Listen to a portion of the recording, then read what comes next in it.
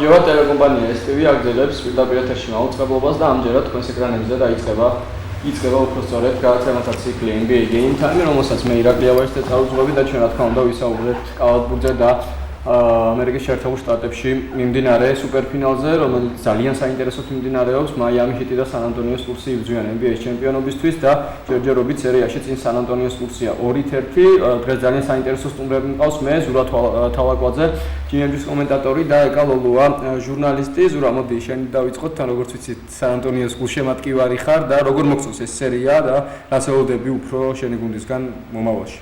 გამარჯობა პირველ რიგში, წარმატებას ვუსურვებთ თქვენამ დაწყებას, ყველას უკლებლივ.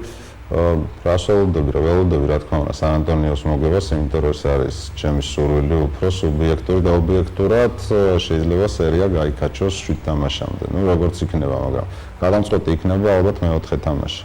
მეოთხე თამაში ალბათ განსხვავებული იქნება. აქვე მაყურებელს ვეთქვი, რომ შეგიძლიათ დაგვირეკოთ 2-35-33 და ასევე SMS გამოგზავნოთ 933-40 აი ამ ნომერზე. ეკა, მოდი შენც კითხავ, რომელ გუნდს გულშემატკივრობ მაინც ამ სერიაში და რას ფიქრობ ამ მოხდება? პირველ რიგში შევუერთდები ზურამ ფისროთ წარმატებები და მეც ასევე ფისროთ წარმატებებს.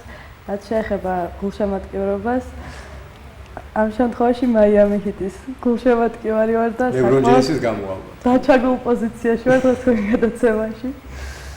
მოდი, მაინც სამივე თამაში გავიაროთ, ასე თუ ისე სამი რადიკალურად განსხვავებული თამაში იყო. პირველი მატჩი, რომელიც 92-88 მოიგო სან ანტონიო სპურსმა, წამოიღო მაიამიდან შეხვედრა და ეს ძალიან რთული იყო და გრეგ პოპოვიჩის პროგრამა მაქსიმუმი ალბათ შესრულდა, როდესაც ორი თამაშიდან ერთი წამოიღო მაინც მაიამიდან და ტონი პარკერის საოცარი სპორტსმა ყველას გვახსოვს, ერთი წამოიღო დარჩენი და როგორ მოახერხა მანიკ ბრუნის გაკეთება და ბურთის ხელიდან გაშვება.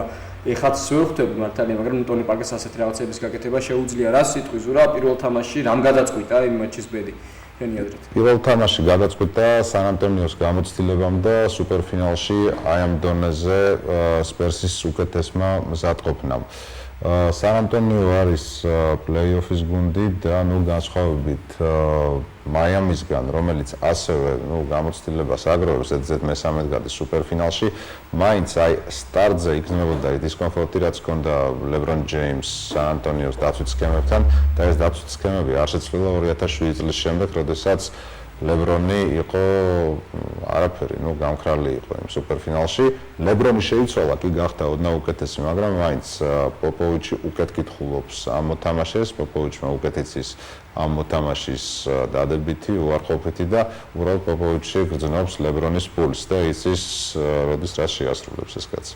ნუ ნამდვილად LeBron-ი გააჩერეს კავაი ლეონარდის შესთავაზა გრეგ პოპოვიჩმა LeBron-ს და ნამდვილად გაამართლა გრეგ პოპოვიჩის ამ არჩევანმა. მეორე თამაში, სადაც უკვე მაიამი ჰიტმა გაანადგურა 103-84. სან ანტონიო საინტერესო შეხვედრა იყო 3-4-ში, არასრულ 3-4-ში იყო თანაბარი თამაში და 33-5 გაქცევა. ეს იყო რაღაც არაადამიანური ქცევები, რაც გააკეთეს იქ LeBron-მა, Dwayne Wade-მა, მაგრამ მართალია LeBron-ი რაღაც 20 ქულას არ აცდენია ამ სერიაში. ეს ხო არ არის ერთ-ერთი მთავარი ფაქტორი შენ? არა, LeBron-ი სხვა კალათბურთს თამაშობს. LeBron-ი თამაშობს იმას, რაც უნდა რომ ითამაშოს.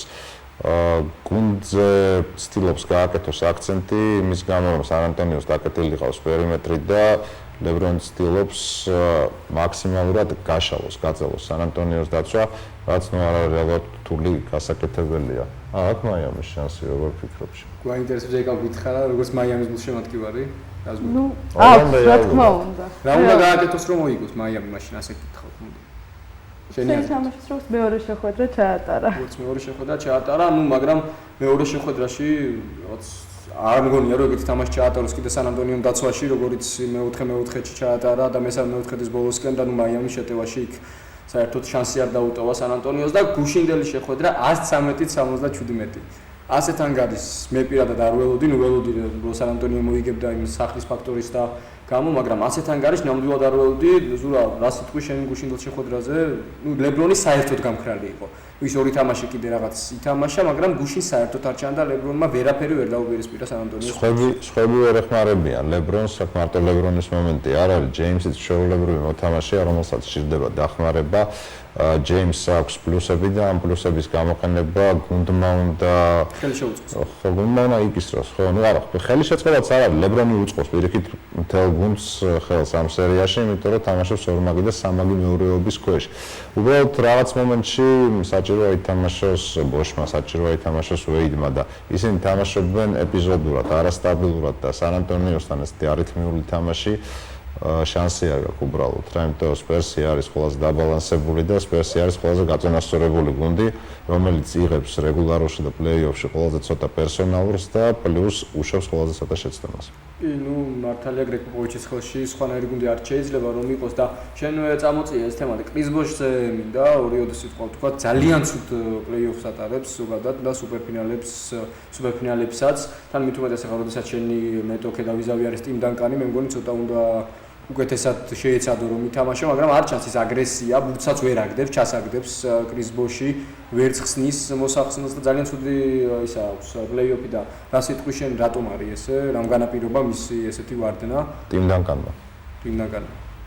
ну, ალბათ ასეც არის ტიმ დანკანი, ალბათ ძალიან ბევრ კალბურთელს უქმნის შიშის ფაქტორს და კრის ბოშიც არის იმ კალბურთგანი, ну, დუენ ვეიძეს თქვა ორი სიტყვა, გუშინ ცუდად არ უთამაშია, მაგრამ ვიცით რომ ძალიან გაცილებით მეტი შეუძლია დუენ ვეიძს და ну, თამაში დაწყებამდე იყო კადრები როგორ გაამხნევა თავისი გუნდი, შენ მიყავდა ის თამაში გუშინ და ძალიან ასე ვთქვათ ჟარგონით რო ვთქვათ, ცდილობდა რომ დუღზე მოიყვანა მაიამი, მაგრამ საბოლოო ჯამში ვნახეთ ის რომ მისი გუნდი განადგურდა და საერთოდ ვერაფერი ვერ შესთავაზა ერიკ სპოლსტრამ გრეგ პოპოვიჩს. როგორ ფიქრობ, შეუძლია თუ არა საერთოდ რამე რო შესთავაზოს ერიკ სპოლსტრას გრეგ პოპოვიჩს? ლებრონ ჯეიმსი. ლებრონ ჯეიმსის გარდა? ესე არაფერი. მეტი ალბათ ვერაფერი. არ, ლებრონ ჯეიმსი და მაიკ მილერი 5-დან 5-3-იანს ვერ შეაგდებს ყოველთვის და დანარჩენები მაიამიში უბრალოდ არ არიან ახლა იმ დონეზე, ხომ მეტყობა. რა თქმა უნდა. ეგა ჩაგვერთოს, მინდოდი კარგი იქნება მაიამის გულშემატკივარი. რა სიტყვით თავარი ფაქტორი ლებრონ ჯეიმსის გარდა კიდევ რა შეიძლება იყოს? ხო, ну, როცა ვინმეს გულშემატკივრობ და ასეთ შედეგი აქვს, ცოტა ფრუსტრირებული ხარ და ლოგიკურია, საუბარი ცოტა მიჭირს.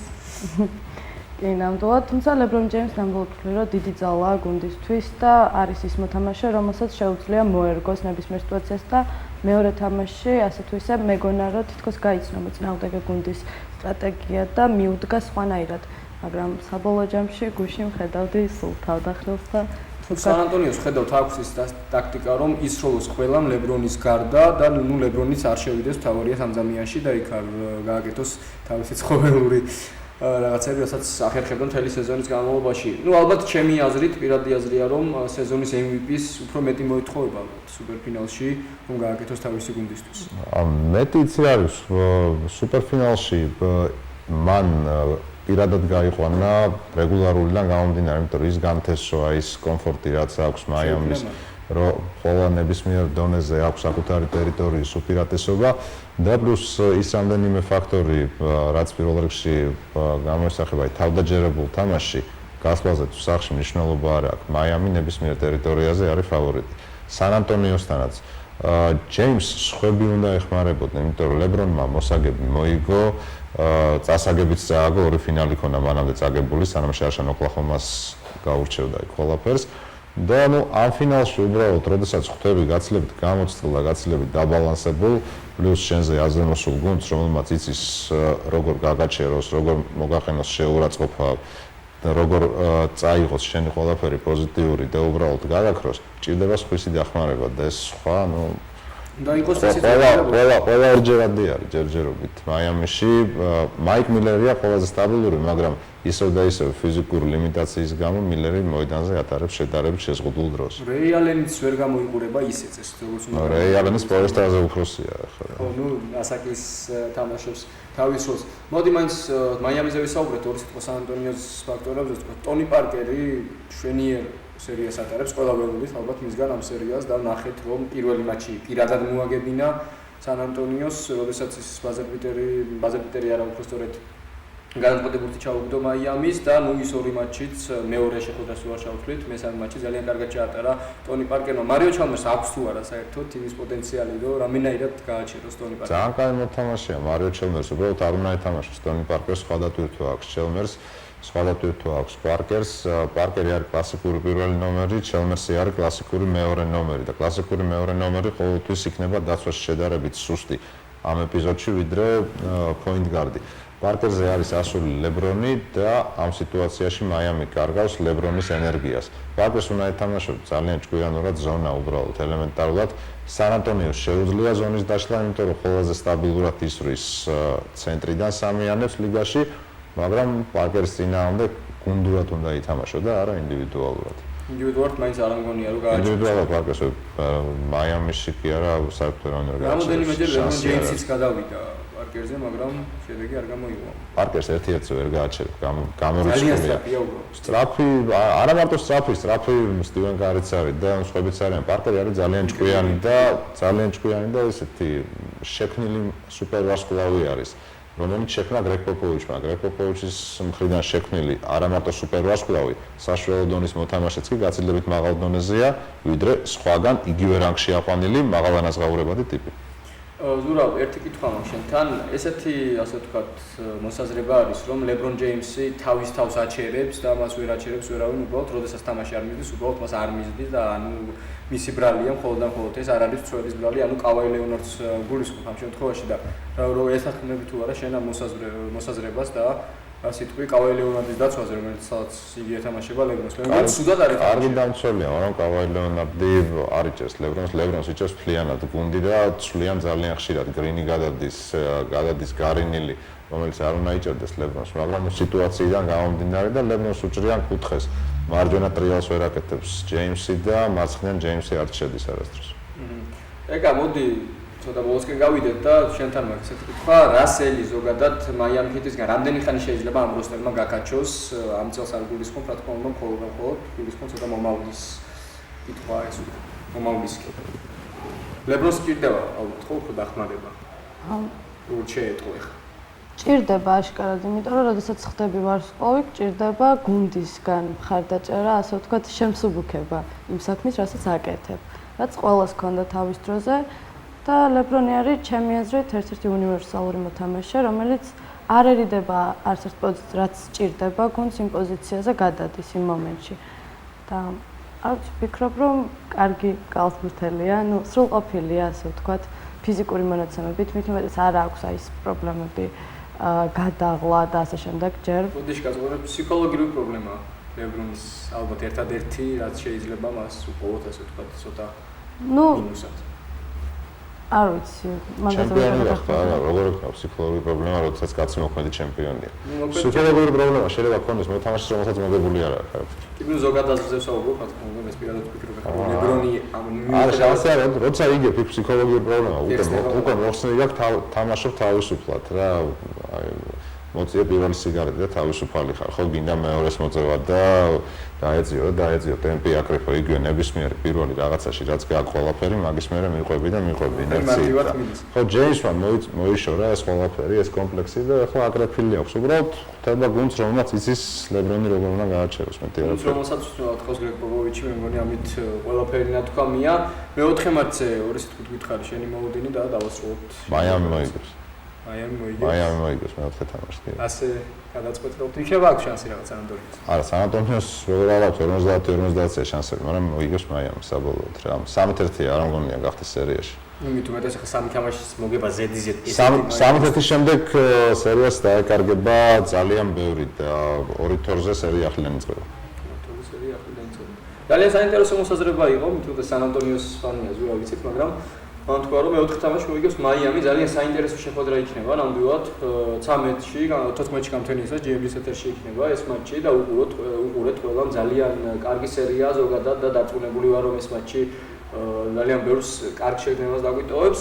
დღევანდელ გადაცემაში ეკაალოვა იყო სტუმრად ზურათ ალაკვაძე, მე ირაკლი აბაშიძე ვიყავი, პირველი ეთერი იყო, თუ რამე შეგვეშალა, იმედია ძალიან არ გავკითხავთ და შემდეგში დაგიბრუნდებით NBA-ით და სხვა სპორტული გადაცემებით. დიდი მადლობა ყურადღებისთვის, ნახვამდის.